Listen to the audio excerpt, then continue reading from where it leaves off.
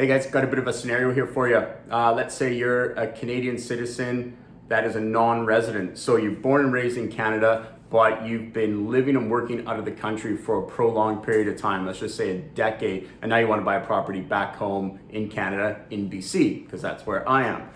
What do you need to know? Essentially, buying the property is going to be the easy part. It would be the same as if I was going to go buy a property and I've only ever lived and worked in Canada. There's no additional taxes or anything like that that you need to be aware of.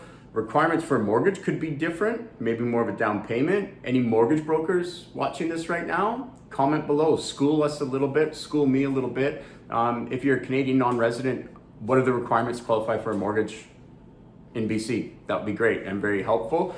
Where things will get complicated is when you go to sell the property, and that'll depend on what you've done with the property while you've owned it, like how you used it. A few different scenarios. First one being you bought the property and you moved back home and you set up shop, working here, paying taxes, and it was your primary residence the whole time you've owned the property. Another is it's just been a rental property, tenanted the whole time. And a third scenario is kind of a combination of both. So let's just say you bought it today and you rented it for 2 years until you're ready to come home, and then it became your primary residence and you set up shop back home.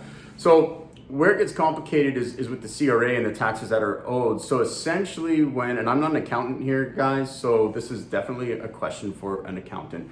But when a non-resident goes to sell a property in Canada, their lawyer or one of the lawyers, whether it's the buyer's lawyer, the seller's lawyer, honestly, I think it's the seller's, I think it's the buyer's lawyer, will withhold 25% of the purchase price until certain forms are filled out to determine how much tax the seller has to pay to the CRA.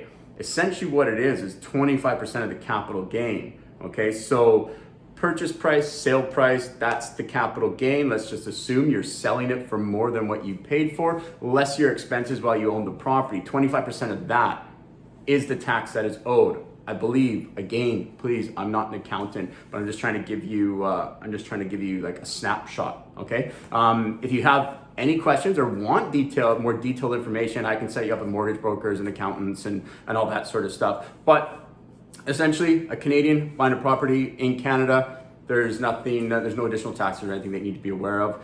If you are not a Canadian, of course, there's additional taxes, and that's a whole nother conversation. Anyways, any questions, please let me know. Happy to help.